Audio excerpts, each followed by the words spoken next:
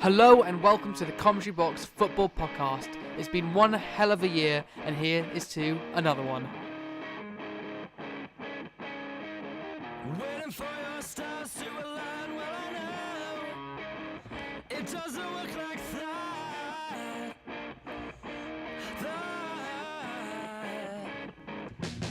Wanting the girls to form a line, well I know, wouldn't we all like that?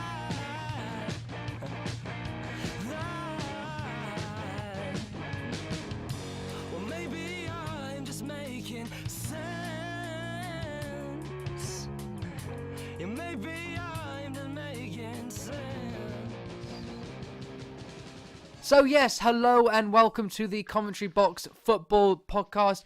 If you are new here, we of course are a football podcast discussing all things football, from transfers to Premier League news to international football news to even football abroad. I am Sam Turner, one of the presenters, and of course we are always joined by Jake Griffiths. How are you, Jake? I'm very good, very well. Excited for our couple of new announcements, and it's been a very good year. Very excited and happy that we continue this, and long may it continue. Yes, exactly as Jake's mentioned there.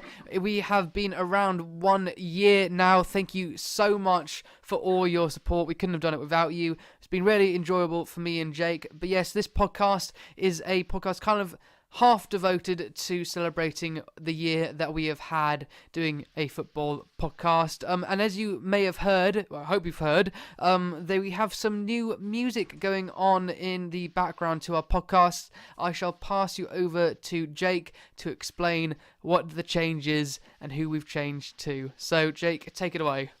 Yeah, so we've got some obviously very exciting news that Sam has said. We've got some new sound for our intros and outros, potentially little jingles here and there as well. But for the moment, it's going to be the intro and outro of all of our podcasts. We may even have different songs from this band for our different podcasts that we're looking to do within the next year. So I thought I'd tell you a bit about them, because we're sort of a little collaboration thing going on here. So the band is actually called The Wingmen. They are a local band to the area that me and Sam both went to sixth form, where we started the podcast. Very, very good music. I think they even sell merch as well, the likes of hoodies.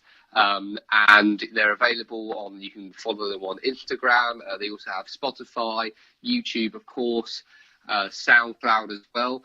All of those would be under The Wingmen. The song that they've given us to use for our outro, which we obviously say thank you very much to, is called The Wrong Side. And sort of the main person in this band is Harry Mosley. I think he's one of the founding members. There's also the likes of Sam Butterworth, Max Mosley's involved as well, Aaron Goodman. So thank you very much to all of those, and follow them on their various social medias, and we're very grateful that it's happened. Yeah, very grateful. It's some exciting news there, because we did, of course, love the old kind of theme tune to the podcast, but things have to move on and things have to change, and we saw this as a brilliant opportunity because, of course, as you said, we both lived in the same county of East Sussex, and we knew each other from college, so we thought it was an ideal opportunity to kind of support each other in our two ventures, because we both kind of started around the same time, and we're both kind of want to achieve new things and get out into the public, so it's a brilliant opportunity. So yeah, I would go recommend checking out The Wingmen. I think they do a few live performances down in Hastings area as well, so go check out if you are living in Hastings to see if you can go see them, because they are a great band. This is one of my songs I actually listen to on Spotify sometimes, so it's great to have a really nice backing to the podcast for this new year and for the future. So yeah, that's one bit of news. But also, Jake, we just wanted to tell you a bit about the year that we've had as in the podcast, and potential targets we have for the upcoming year of being a football podcast. Sure, yeah, and I think just to sort of summarise some of the things we did. Obviously, me and Sam started in January. Also, we had that old theme tune. Well, it's old now. And we worked through just having a simple once a week podcast. We'd meet up and just talk about things football, 3 topics, and then we sort of branched out a little bit. I think the first one to come in was the Football Manager series, which Sam did and very enjoyed quite a lot of that as well. I think it was Indy 11, was it, Sam? Yes, Indy 11, the Indianapolis-based club in America. So that was a great fun, and also did a bit about kind of World Cup with Uruguay, which we almost got when won, but we lost to Brazil in the final. Bit of a spoiler, but go check it out, of course. Yeah. Oh, lucky there, Sam.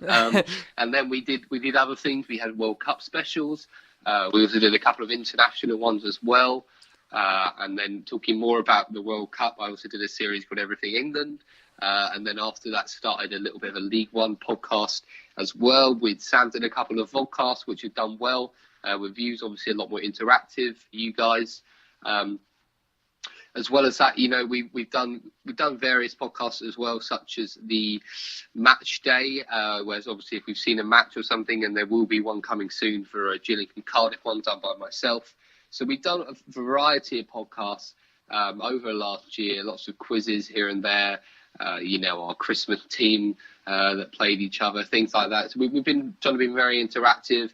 We started quite small, just on the likes of YouTube and Twitter, but then we started to branch out a bit, and now we're proud to say that we're on the likes of iTunes, which is probably our biggest achievement so far. But yeah, every podcast goes out on those. And in terms of targets, like Sam mentioned, we've got a couple of targets for the new year. So we're sort of aiming to try and get maybe about 100 followers on our various social media websites. At the moment, the one that we're doing the best in is our Instagram with 58. So thank you very much for that. Obviously, YouTube, we started out, we're on 21 there. Snapchat, we've got 22. And then Twitter, we've got 26. Obviously, one of those being Roma, if I haven't mentioned for the past 3 consecutive podcasts. They are following us. And, we'd like to aim for about 100. We've also got a little bit of target of getting onto Spotify. That'd be great for us to branch out even further. And then lastly, we're also potentially looking down in an interview route, as well as a podcast route of the Commentary Box, where we can interview sort of local clubs or teams.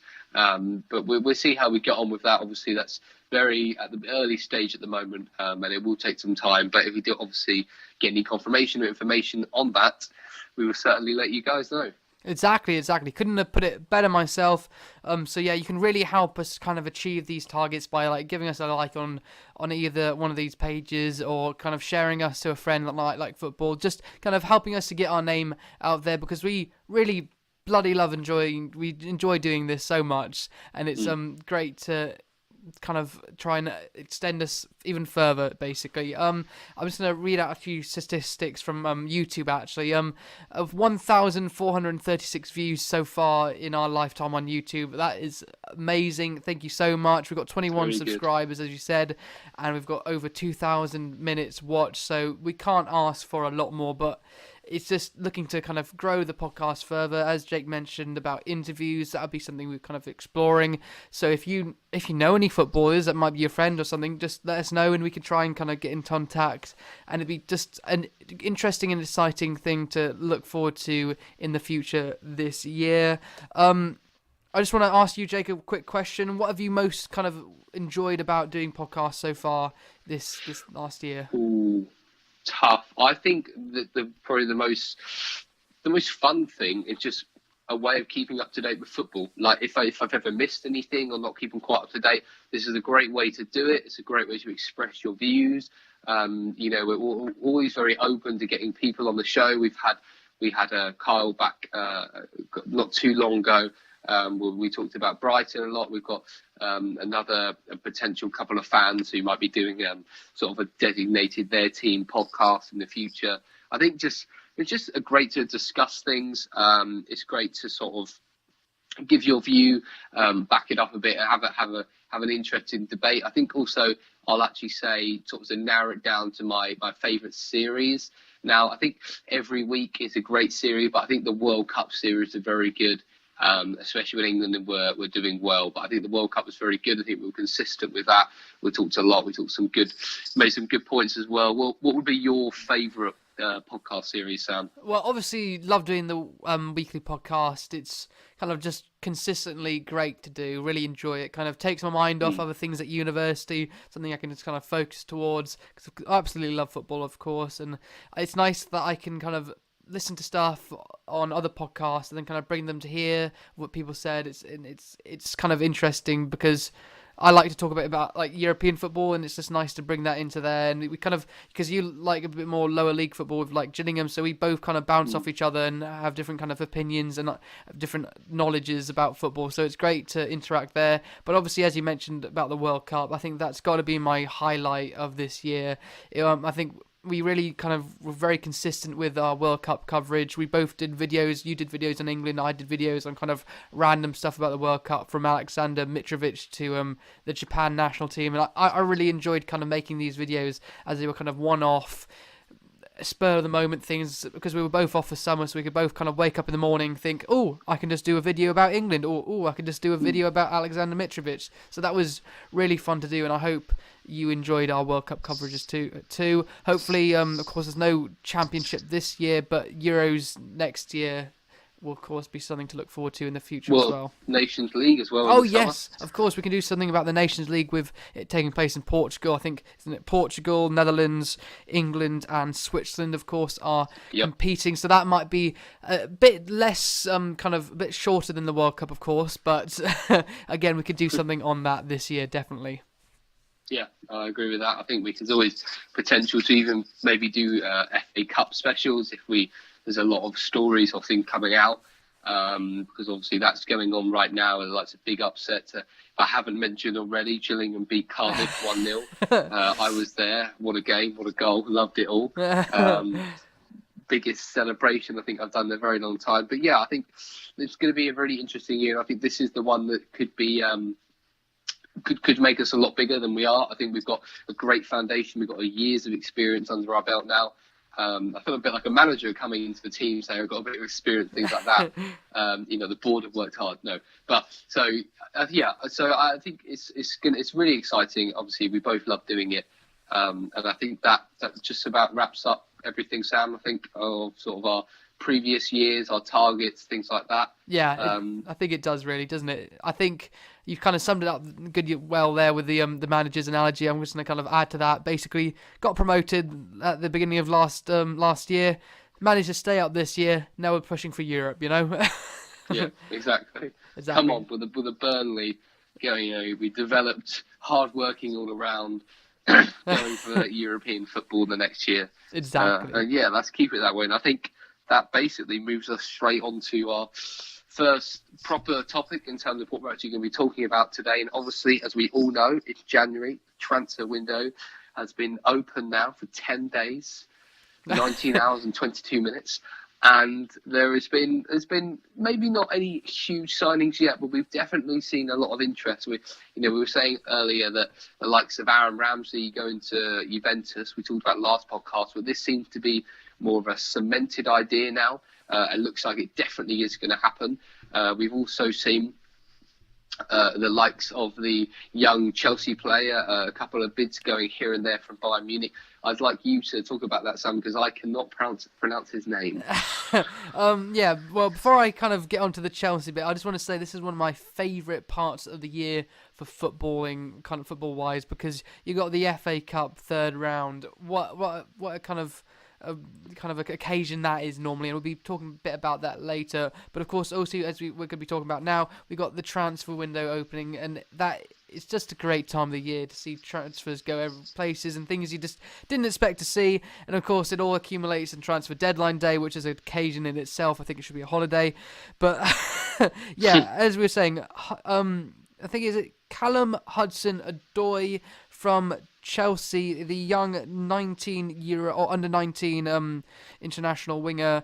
Callum Hudson-Odoi is being subjected to a bid from Bayern Munich of around about 30 million. He's a winger, and he's got a lot of talent. There was a lot of kind of hype around him at the beginning of the season with I think he played in the Community Cup match that I went to go see with between Manchester City and Chelsea, and he did well there. He's been doing well in Champions League games, but obviously Bayern are seeing something in him that obviously Sarri maybe not seeing in him, and maybe he's kind of they see more in him. So they've made a bid for 30 million. It's been rejected. But if I'm Callum Hudson-Odoi and I'm at Chelsea and I'm not being used in Premier League matches that often, I'm being played behind Pedro, and Hazard and Willian. I'm thinking actually Bayern's looking pretty tempting. You got Frank Ribery and Ian Robben both aging a bit. There's a real kind of chance to go somewhere, and of course you've seen players. What's his name? The Borussia Dortmund winger. What's his name? Royce? Nah, English player. Sancho. Yes, Jadon Sancho. Yeah, you see a player like him doing well, an English player doing well in Germany. So I'm thinking, actually, it might be good for him to go to Bayern, because Bayern have only got like Alphonso Davies, the Canadian, and Kingsley Coman on the wing now. Well, they still got obviously Ian Robben and Frank Ribery, but they're going to be retiring soon, most likely. So I would go for this opportunity if I was Hudson-Odoi, unless Sarri says differently and he says he's going to play him a bit more. What do you think? Yeah, I feel like for him, at the moment we're seeing a lot of young English players go abroad to the likes of Germany and do very well. So I feel like for him this would be a good move for him to improve. But I think it's just a bit of personal preference here. Where is he going to get more game time? I don't think wages should really be too much of an issue right now. It should just be, where is he going to get game time? Where is he going to develop the most? Which manager seems like, they've got previous history in developing players, improving the way they think, the way they play. Look at the players around you in the squad. Have you got experienced players who are going to help you make those steps, or are you quite a young squad developing together?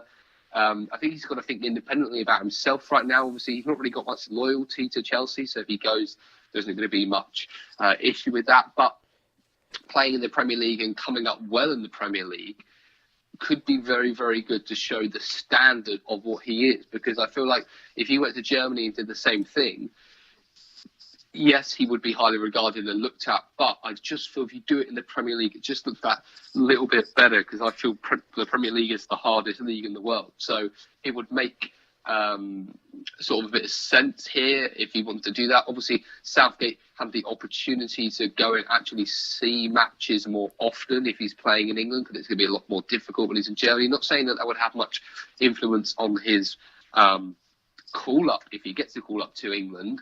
But if he's in the likes of Germany, you've got to rely on scouts, and Southgate might want to be sort of there to see it and sort of prove himself personally to Gareth. So I feel like it's a very interesting move. There's been a lot of bids. I think there's 3 or 4 bids now, Sam, and we're looking around the 30 million mark, still undecided. So Bayern clearly showing they really, really want him, which is obviously a good sign for him.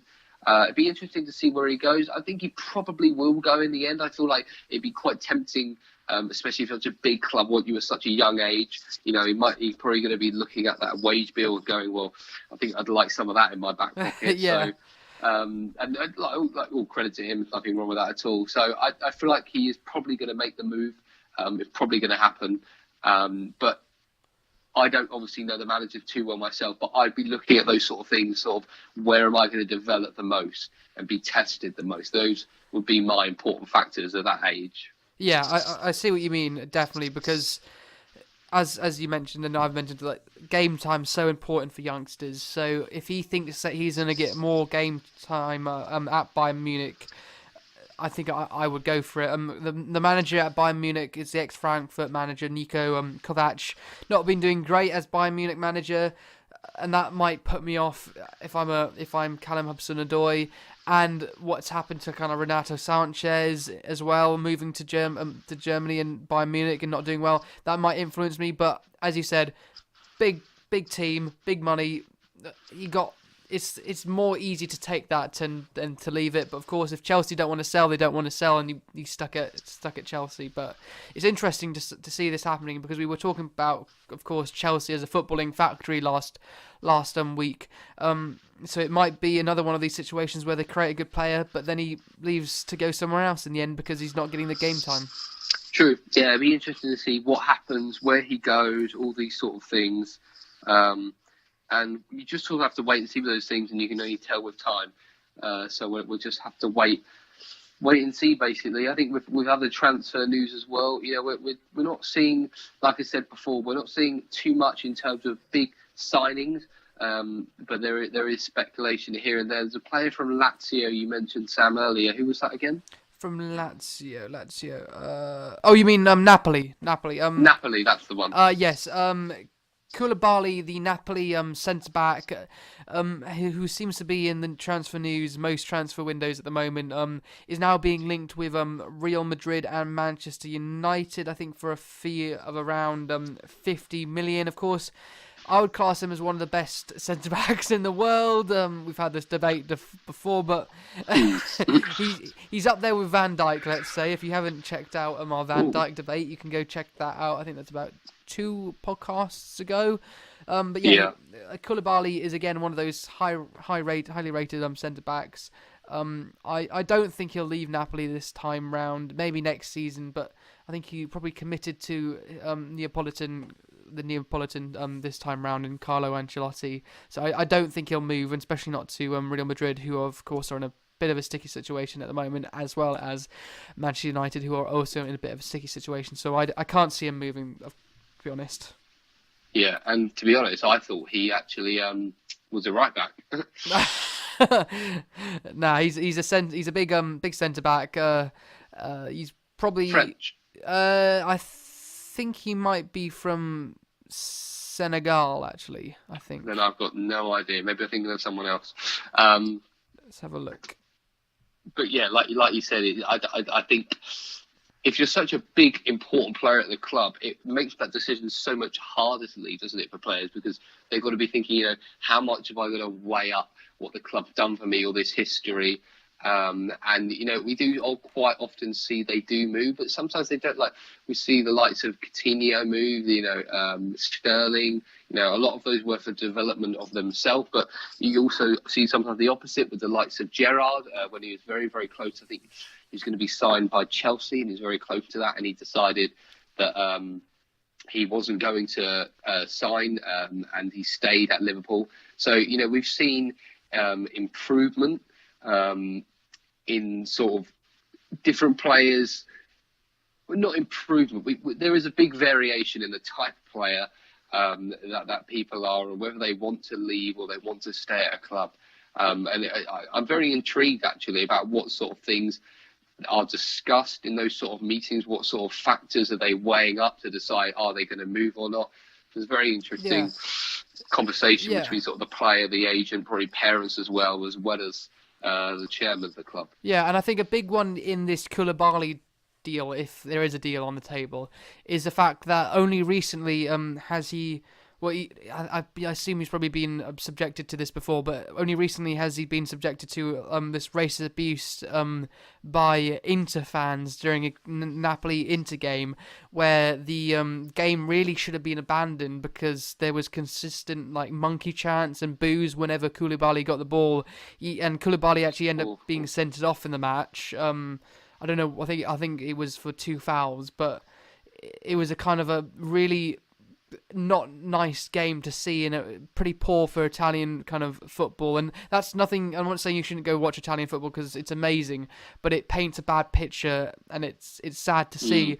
But in the end, the Napoli fans came together against the kind of these ultras who were making these monkey chants, and basically said, "You're one of us. You're a Neapolitan," and he's Neapolitan through and through, and we're not going to tolerate this. You're part of the family, and we don't want you to suffer through this. So I think, seeing that he's got such kind of a connection with the fans, I don't think he'll leave that soon after something like this event happening. So it's a big influence. It's such a big sort of emotional result in a way, and you've got a big response and a connection from players, and that sort of thing can persuade you to stay. It's one of those things that makes you think, what, actually these fans, they appreciate me here, they enjoy me playing for them, they appreciate that, and that can persuade a player in leaving. Yeah, exactly. I think that sort of wraps up on transfer side of things. Obviously, the more talk and debate there is on it, the more that we will discuss here on the podcast. We'll sort of move on to our last section, and obviously there's a lot of things going on right now with the FA Cup. There's, we've in other competitions as well. Actually, we've seen a bit of VAR being tested again. But to focus on the FA Cup this time, we've seen big upsets. And to be honest, I think this might be one of the biggest years for upsets so far, because I can think of quite a lot of upsets off the top of my head. And I'm looking back into the past, I can't think of that many. Do you think that's a fair statement to make, Sam? I think that is a fair statement, because there's normally like one in each round. Normally you see, like last season it was Lincoln mainly, but this time round we've seen a good 4 in the space of just the third round. Of course, you got Gillingham beating Cardiff. Thank you very much for beating Cardiff. And that will lead us on to another conversation we'll probably have before we wrap up the podcast about Swansea and Gillingham being drawn together in the FA Cup, of course. Then you've got Oldham beating Fulham. You got Barnet beating Sheffield United. You got Newport beating Leicester. I think Portsmouth beat. Was it Norwich? I think they beat. Yeah, and then I think Doncaster got a good result as well against Preston. I think it was. Yeah, I think you're right. We've seen, like, obviously we saw the Newport game against Leicester, like you said, like a huge win. That was for Newport. Even Wolves knocking out Liverpool was a fairly big result. So we've seen a lot there. So it's definitely a huge year for those sort of upsets, and we've seen so many being done so far. So it's really interesting. Do you think there's any reason for that, Sam? Do you think some managers aren't taking the competition as seriously as they should be? Obviously they're playing weakened sides, and we know the reasons behind that. I think that's fair enough. But do you think some managers are almost underestimating the lower league teams?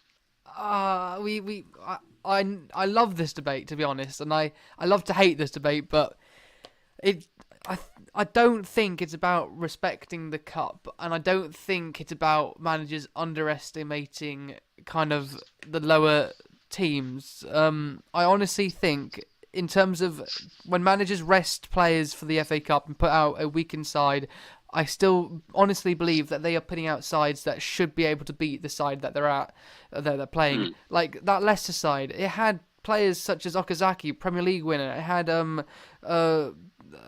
what's his name, Wes Morgan, Premier League winner. You've got Premier League winners in that side. You've got Maddison, you've got Gazelle. These players are Premier League quality players, but just not getting the game time.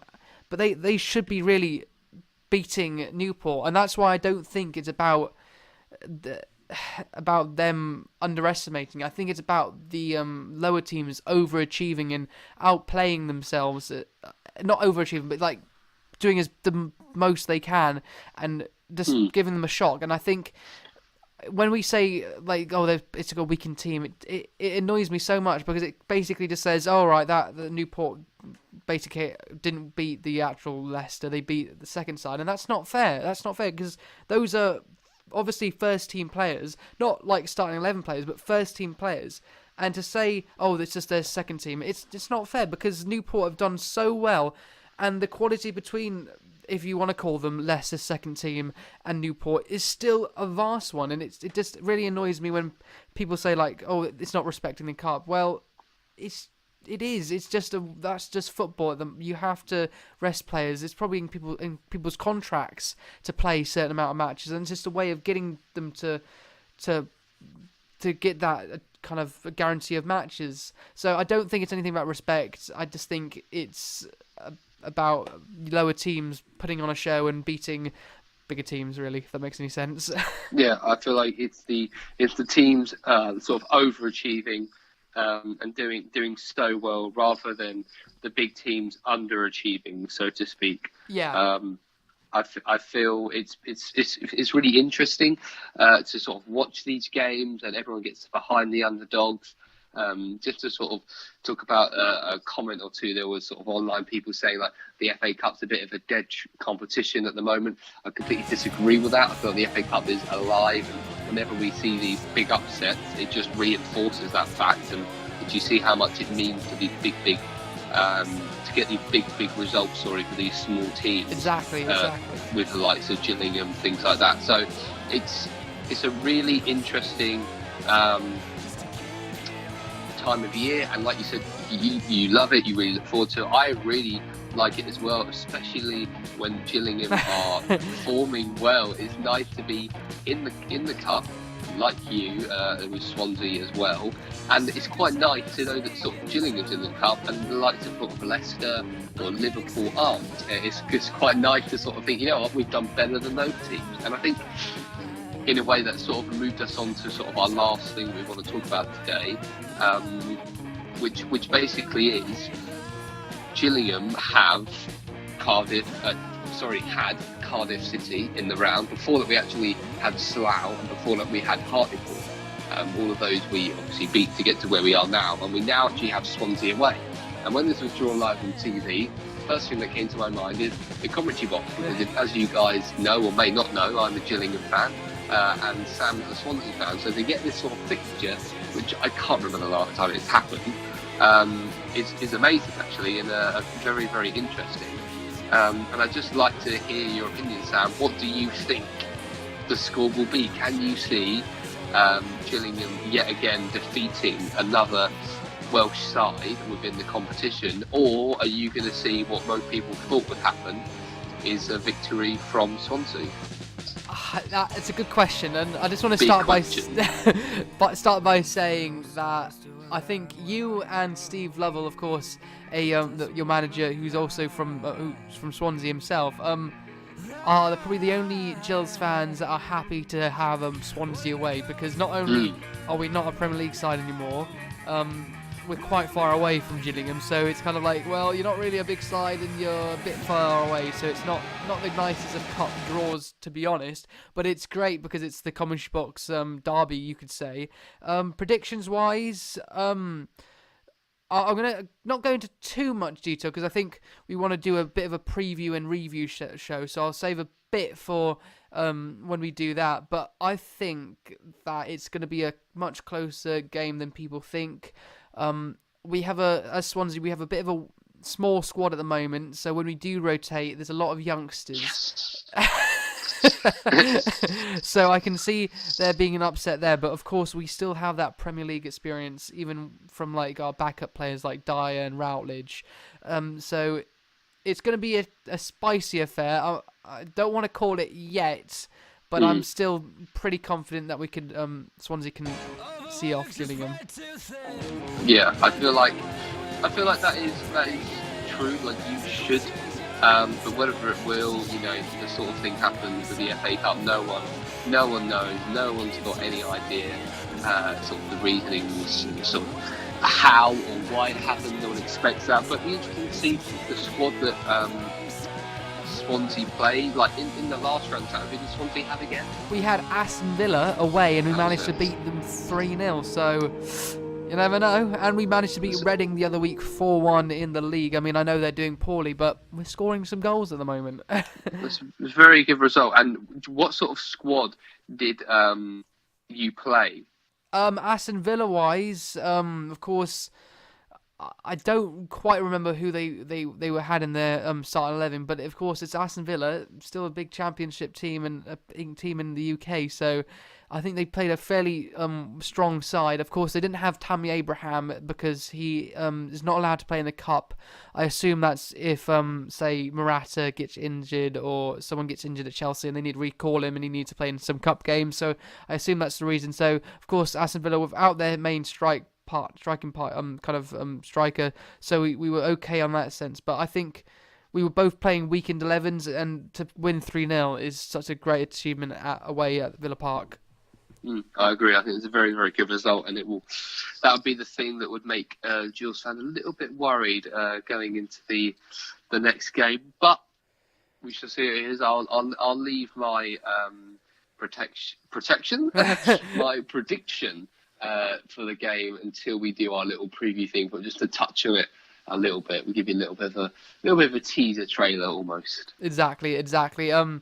Yeah, because it's going to be a really interesting affair. We are hoping on doing a preview and a review, seeing that we could probably talk for hours on the topic. So it'd be really interesting to do that. Look forward to that and check that out. And hope everyone's team's draws for the FA Cup, if you're still in it, have been good. Before we kind of wrap up our FA Cup talk, I just want to discuss the next round of fixtures. I was pretty disappointed about the draw, to be honest, because I think the small teams didn't really get the big teams. True. If that makes any sense, because like poor old Newport have to go away to Middlesbrough, again a Championship side, a bit of a kick in the teeth for them. It's so and then we didn't even get like any big derbies, because I think right at the end we could have had like Arsenal, Manchester United, and Arsenal, Tottenham, but that didn't happen. It was just kind of everything kind of didn't work out, sadly. There's still some big Premier League matches and some interesting lower ones, but I just don't think it really, sadly, hit the magic of the cup in terms of the draw there. Yeah, it didn't quite live up to what we thought was, we could see a big upset there. You know, I think Arsenal and Manchester United got drawn against each other. So some games there, but yeah, you're right. Not really two big teams are facing a nice lower team. But I think in terms of actually non-league teams, I think Barnet is still in it. Yes. I think they might be the only non-league team in it. Yeah, couple of League Two, couple of League One as well. So it's still good to see those young teams, lower league teams in it. See how far they can get. Obviously, the like of Burton did very, very well, and they are in the semi-final, even though they did lose 9-0, which I do hope they carry on for the weekend's game when we play them away from home. We'll have to see with that one. But yeah, it's good to see the lower league teams still in the cup and see how far they can go. Exactly. So I think that kind of wraps up our talk about the FA Cup and wraps up our first podcast. I was about to say our first podcast of the year, but it's not. But it's the first podcast since we a year on, basically. Yeah. It's been very enjoyable. I hope you like the new music and everything. Of course, we still got the outro to come, so looking forward to that. But yes, it's been very enjoyable. Of course, we'll be talking transfers again next time, no doubt. So send us in any kind of transfer rumours you have, which you can find out how to send in a minute. But yes, it's a goodbye from me and Jake. Do you want to say anything before we go? I'd just like to say thank you very much for your continued support, and once, like I said at the beginning of the video, long may it continue. Exactly, I'll leave it with that. So it's a goodbye from me. Goodbye from me. See ya!